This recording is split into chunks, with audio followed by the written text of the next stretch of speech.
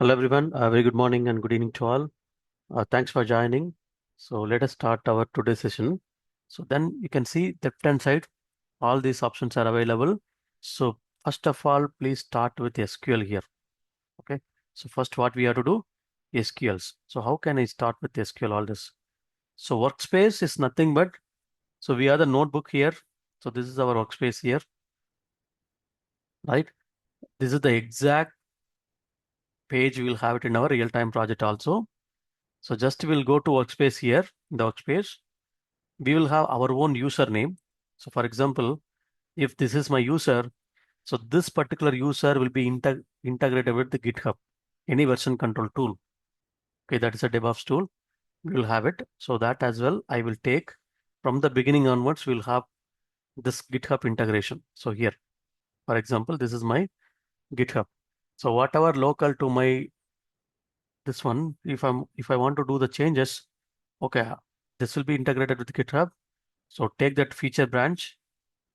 Okay, create one branch from the GitHub. So take the code, do the changes, and then commit it to the branch, and then create a pull request, deploy to different workspaces. So we are using this GitHub is the for version control, and then this one GitHub Actions for deployment.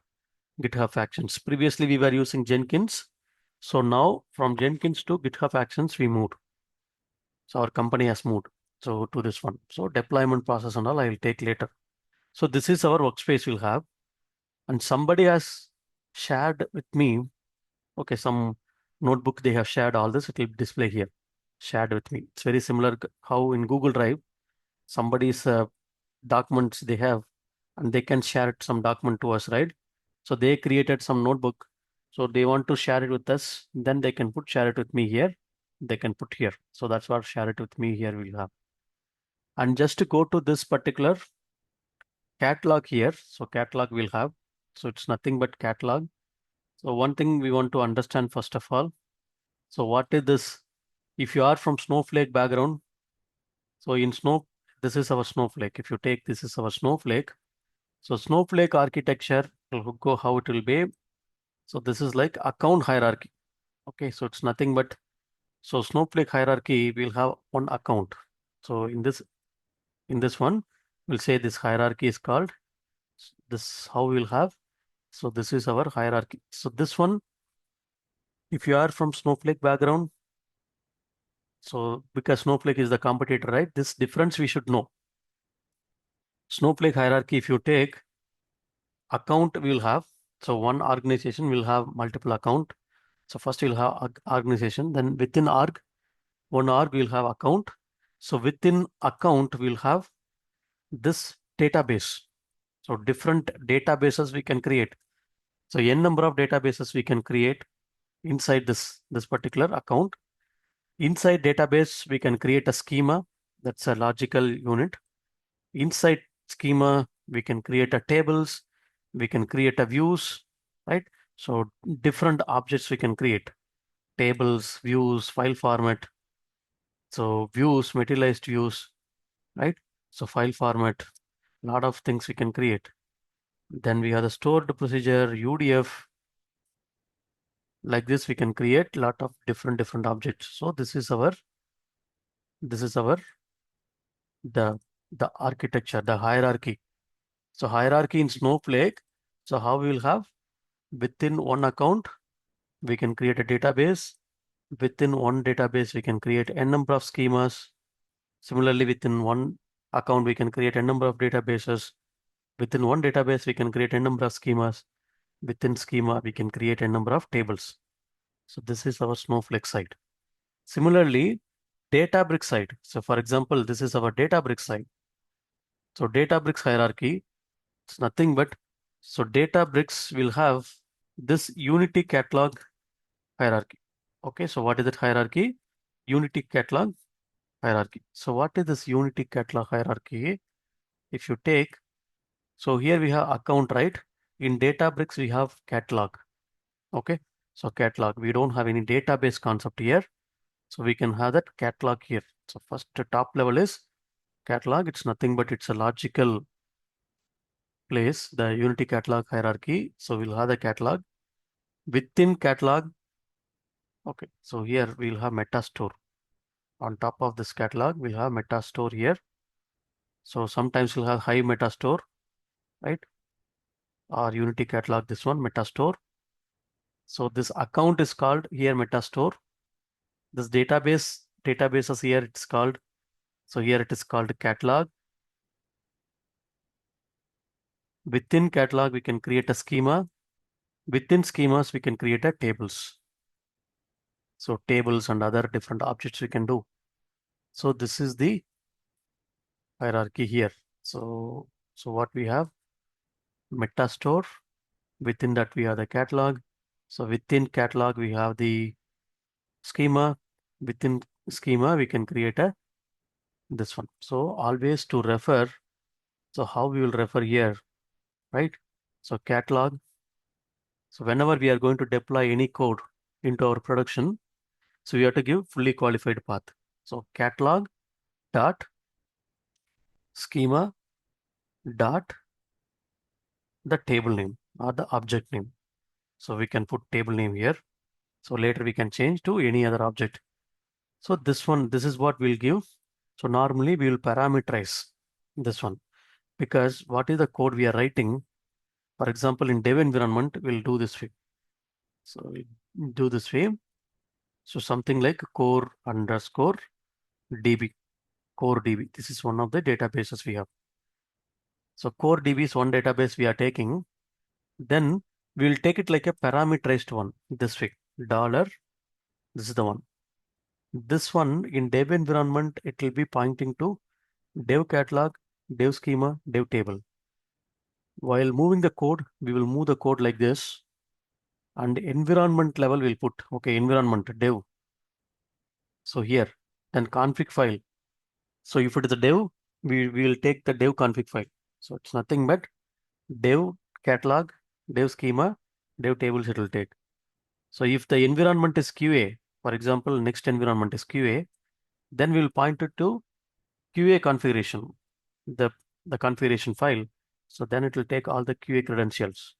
So, but while moving the code, we'll put this way, parameterized one dot table name. So this way we'll put.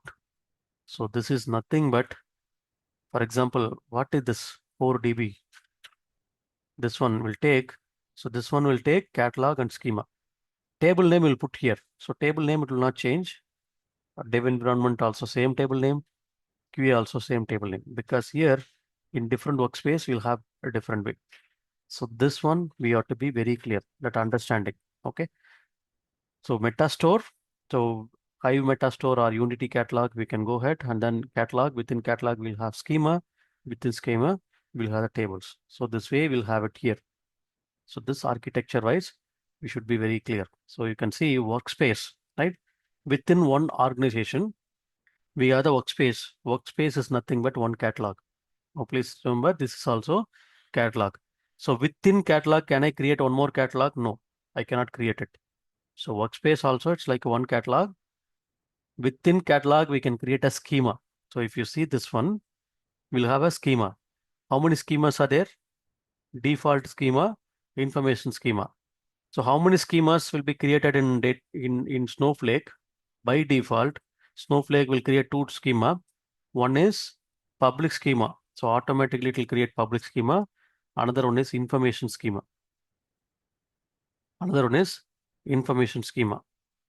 So this difference we should know, right? Information schema. These are the two different by default it will create in Snowflake. Similarly, in Databricks, so you can see default schema and information schema. So instead of public, they have given default schema. So here, what are the two different schemas it will be created? Instead of public, we'll have default here. Default schema and information schema. So information schema will hold all the metadata informations. So we are not going to do anything on this information schema. So it will keep all the metadata informations here. So this one. And these are the two different one. In addition to this, within the catalog, we can create another schema as well. Workspace, I can create one more schema. I can do this.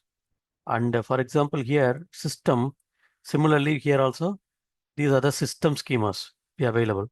Information schema, whatever here we have. So if you see, these are the information schema we have. So now normally we'll have the storage here.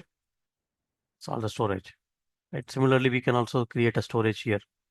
So then this is one org. We'll have this one workspace. Similarly, system is another catalog, right? So this is one. This is something like a shared one. That's okay. And so this is like catalog. Jobs and pipeline. So which I already explained last week. So we can create a job here after orchestration we can do. So that I will explain what is ingestion pipeline. We want to ingest the data to our Databricks, that we can create an ingest pipeline here. ETL pipeline or job we can do. So if you have already notebook, we can create a job here. So we can schedule it. We can go for cron schedule or a different schedule that we can do. This is the compute. Okay. So here we have the compute here. So by default, they will give us one serverless starter warehouse, right? So here we have the serverless starter warehouse. We can create our own compute also. So here they are giving the compute. The 14 days trial account, they will give the compute because we are the $40 credit, right? So there they will give us the compute. So we can create a compute here. It's nothing but processing engine. So whenever I want to do select statement, insert statement, update statement, create table statement, all this PySpark or any code we are going to run it, it will, this particular cluster only, it will run in the backend. So we have different sizes here. So that we will take it next week. I will explain it. So what are the different sizes are available? So if you take this one, it's nothing but in Snowflake, it is called virtual warehouse, okay, compute engine. So we have 2XL in Snowflake. It will start from XS, that is extra small, like a t-shirt sizing. So we have, and so whatever you are seeing that preview mode is nothing but, so previously we had up to 4XL. In Snowflake, we have up to 6XL. Okay, so we have starting from XS size to 6XL. But now in Databricks, we have starting from 2XS. It means smaller than this XS. Okay, this is smaller than this XS. We can start from here. So it will not consume more data power. Okay, so double the power we'll have it here. So if you go to next one, we'll have the double the power. If you see 6, 12, 24, 40, 80, 144. So that's what we have the DBU here. Okay. So data processing unit. So that those things I will explain later. So how we will have all this. Auto stop. This is nothing but, so after 10 minutes of inactivity, it will go. Don't put 10 minutes. You make it like a 2 minutes or 3 minutes. That's more than enough. It's for cluster is nothing but like a concurrency. So if you want to run concurrent job, right? 4 jobs simultaneously, we can go here. So we can put 5 minutes minimum. We have to use 5 minutes. And scaling, you can go for, if you want to run multiple jobs at a time, you can go for 2 cluster, 3 cluster, 4 cluster in this way. Advanced options and all we have. So that is very similar to our normal.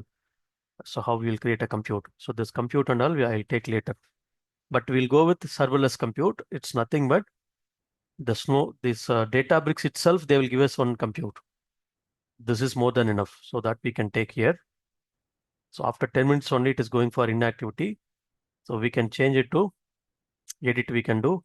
So we can put 5 minutes. So if I'm not using 5 minutes, so then we can take this one. We'll go with this 2XL. That's more than enough because we are going to use view few records. Few records only we are going to use. That $40 we have 14 days. Within that we have to use it, right? So we can have less compute power. That's enough. So this is our serverless one. So that if you want to take it. So this is compute. We can have n number of computes here. We will create it. So even in our dev environment, we will have access to create the compute. So that also we have to deploy to the next environment. So if we are going to use or more compute power, then we have to get the approval from our system owner here. So whoever is the system owner, we have to get approval. Compute, marketplace, I will take later. So whatever we are seeing that preview, right? So preview is nothing but they are bringing newly. Okay, for example, 5XL, it's in preview state. So that's they are this Databricks they are bringing newly. They are in preview mode.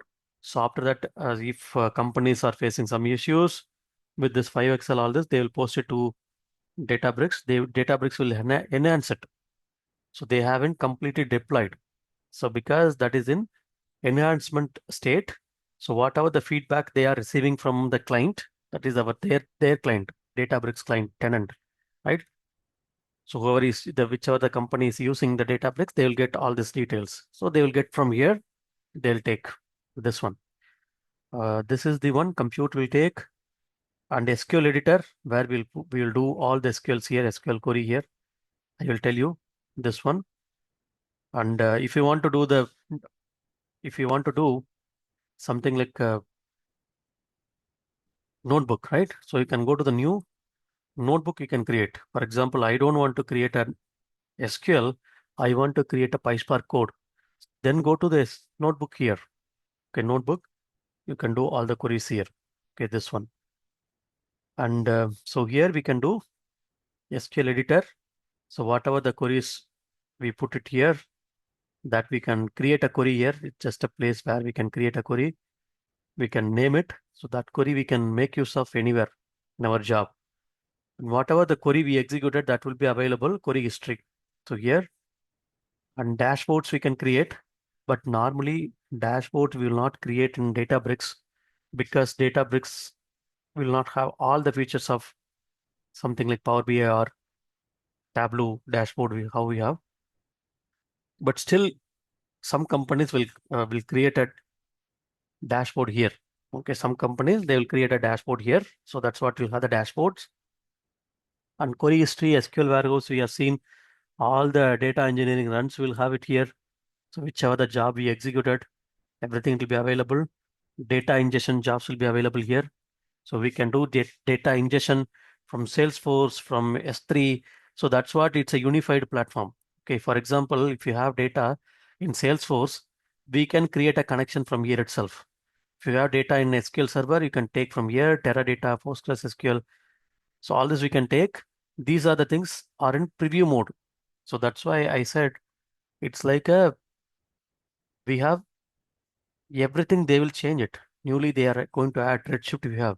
Snowflake, we have the data. Snowflake data, we can bring it to Databricks. You can do this, all this. So these are the platforms we can bring the data to Databricks. We can process it here or upload files to the volume. So you can do create or modify the tables. So these things will data ingestion we'll see later. Okay, this is A and ML. So that A and ML also we'll see some few use cases here a later point of time. But this is A and ML is more on Gen AI concept. So Gen AI data engineer role, ML engineer role. For data engineering, so these are the options we'll use it here. Okay. So this is the overall idea about this Databricks and all.